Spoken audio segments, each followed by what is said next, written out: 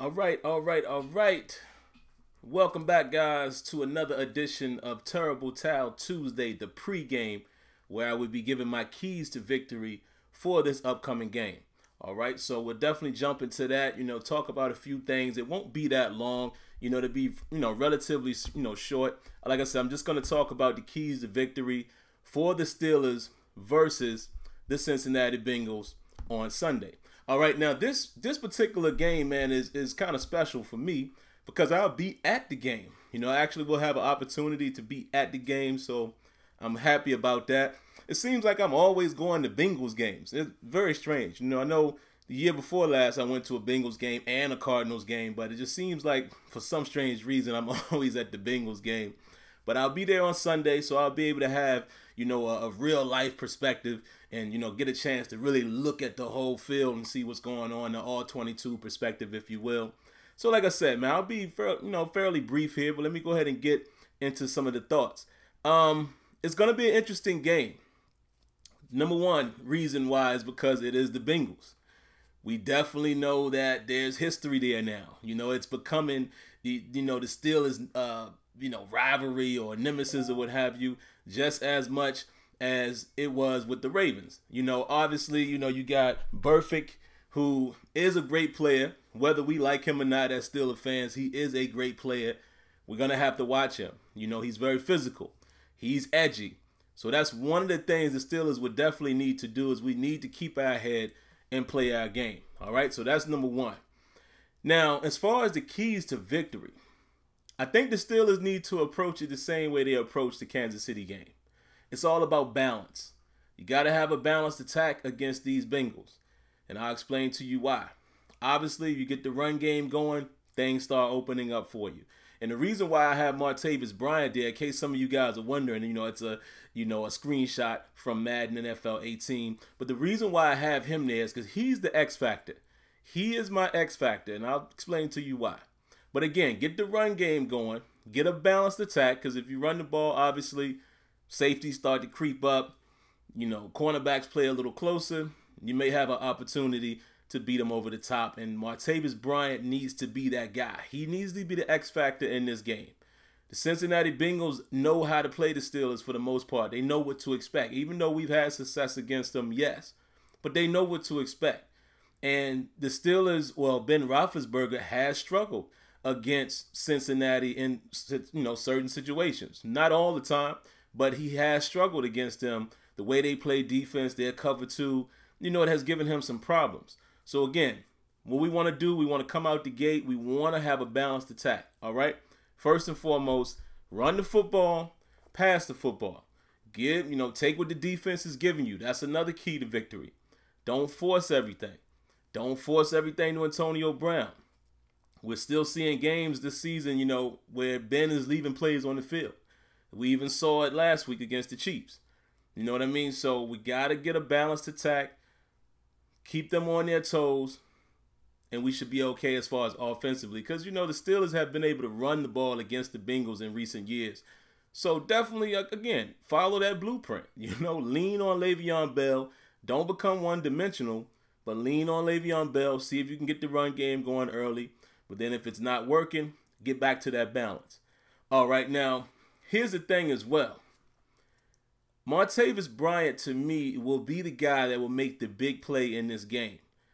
Of course, they're going to bracket Antonio Brown, but I feel like if you get the run game going, play action will work, and it needs to be Martavis Bryant. Let's get him involved. Martavis Bryant has been relatively quiet this year. There's some throws that Ben's missed, but there's also some plays that he dropped. But I think that's going to be the X factor right there. I think if the Steelers are able to get their balance going and get the run game going, everybody knows, once you see Le'Veon Bell starting to hit 4, 5, 6 yards a pop, they're going to creep up. There's your play action. Boom, over the top. All right. Now, another thing that we cannot do. The Steelers cannot play from behind against the Bengals. Let me explain to you why. When they play from behind against the Bengals, Ben Roethlisberger quite often forces things. Again, I was at the game a couple years ago. You remember when Ben was hurt, he came back to play Against the Bengals. Remember that game? I think it was a foot or something. He comes back to play. The fans are all happy. I'm actually at that game. And Roethlisberger throws 3 interceptions in that game. Remember that play on the sideline? It was like a 3rd and 2, 3rd and 1. Ben rolls out. Could have easily ran for the first down. All of us in the stands saw that. But he forces it, and it's intercepted. And I want to say Reggie Nelson or one of those guys was who got him.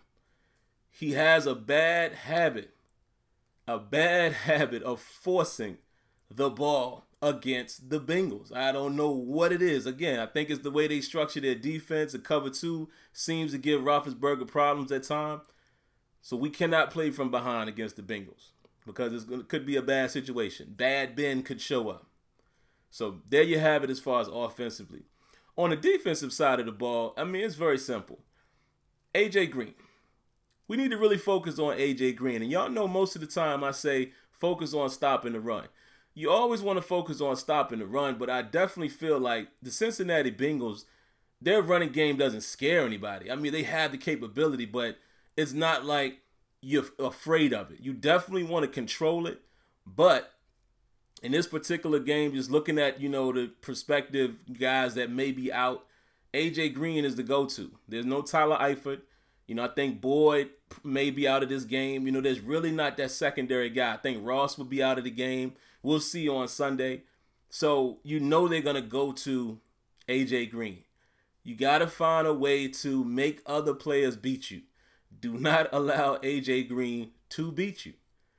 Make Andy Dalton and any other receiver or even running back out of the backfield, make them beat you. That needs to be the game plan. Definitely, of course, you want to stop the run, but the focus needs to be on A.J. Green. That is who Andy Dalton loves to go to, especially when he doesn't have other weapons that he can spread the ball to. So, again, defensively, we need to try to have a game plan around shutting out A.J. Green if we can, and then focusing on, allowing other players to beat us and, just be sound. Of course, I'm sure they're going to move the ball. They're going to get a few points. Come on, it's an NFL team. You can't expect, a shutout. But if they do that, I think they'll be okay defensively. Now, there's some new wrinkles. New offensive coordinator. Also, Joe Mixon. Joe Mixon is an X factor. We haven't faced the Joe Mixon. I like Joe Mixon. I like the way he runs. He has some speed. He's shifty. Decent size. He brings a different element to the table than what we'll see from Hill or even a Gio Bernard. Gio Bernard, it seems like he's become like the third down guy. He's not really the feature back anymore.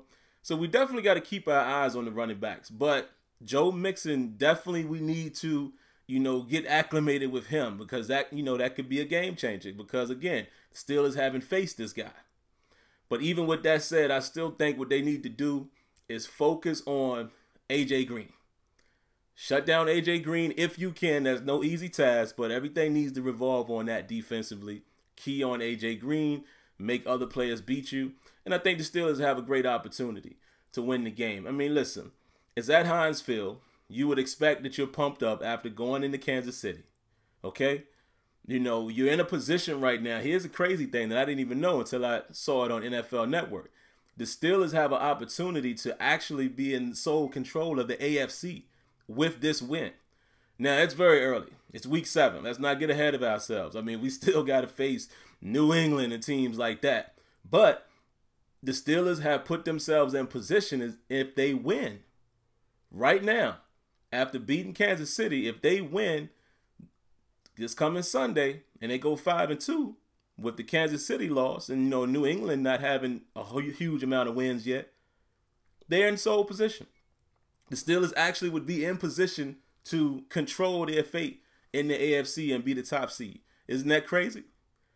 This year has been very crazy so far. So I'm not going to get ahead of myself. I'm just saying they have that opportunity. So they need to come out, get this win. It's a divisional opponent. It's going to be tough, but you need to come out and play well. Now, here's some key things to know. Looks like Stephon Tuitt is not going to be able to go. That's huge. That's huge in terms of run game. So hopefully Tyson Alualu is up for the challenge. I like Tyson Alualu. I've liked him coming off of the bench. We'll have to see how he holds up, as a starter. He did relatively well when Stephon Tuitt was out, but Come on, man. Y'all already know. When you see Tua on the field, you see him making plays. That's a huge loss with him being out. Vince Williams, we'll have to see if he's going to be a go. You know what I mean? And you know, none of this stuff is official, but some of these guys haven't practiced. You know, Stephon Tua didn't practice Wednesday or Thursday, which a lot of times in that case you don't play on Sunday. Not sure what happened today. I'll have to go check and see what the practice report was, but it's looking like he might not be able to go. It's looking like maybe Marcus Gilbert is not going to play once again, but possibly Ramon Foster. So we'll see. A lot of these things are up in the air, so that's key. That's huge, man, not having Stephon Tua to help in the run game. But other than that, listen, the rest of the guys got to go out there and do their jobs. It's got to be a next man up type of mentality, and they got to go out there and get it. All right, so to me, again, I'll just sum it up with this. Keys to victory, guys. Stay balanced. Stay very balanced in your rushing and passing attack. You have to rush the football. You have to pass the football. Keep that balance. Come out with the balance that we had in the Chiefs game. I like what we were doing in the Chiefs game. And when the run game was there, we kept going to it. If we can do that to Cincinnati, I think we'll be okay. And I see somebody here in the chat, Sincere Washington says, still a secondary will be tested Sunday versus the Bengals. Yeah, absolutely, man. AJ Green alone. Now, again, the Cincinnati Bengals will be without some players. There's no Tyler Eifert. You know, we don't know. I think Croft is their next tight end. We don't really know what he's going to bring to the table. I'm hearing that Tyler Boyd is probably out, and I'm hearing that John Ross is probably not going to play. So, you know, again, make these other guys beat you, but don't let AJ Green beat you. But as you said, it's going to be a test. The good thing is you have a guy like Joe Hayden, and I don't know who's going to follow AJ Green, but at least Joe Hayden has familiarity with him, as well as Artie Burns now being in his second year. So the familiarity is there. I mean, it's hard to stop that guy, but if you can try to keep his production down and make other players beat you, so be it. You know, but again, this is huge. Even if the Steelers were to lose, they're still 4-3. They're still in good position in terms of the division and things of that nature. But, if you win this game, again, if they win this game temporarily, they control their own fate in the AFC. They could actually be the top seed, especially later on in the year if they somehow, finally get it done against New England. The Steelers could walk away from this week as the #1 seed in the AFC. All right, so there it is. And I know I kind of said the same thing twice there, but let me just recap it real quick again. Balanced attack on offense. Don't force it to Antonio Brown. Do not get down.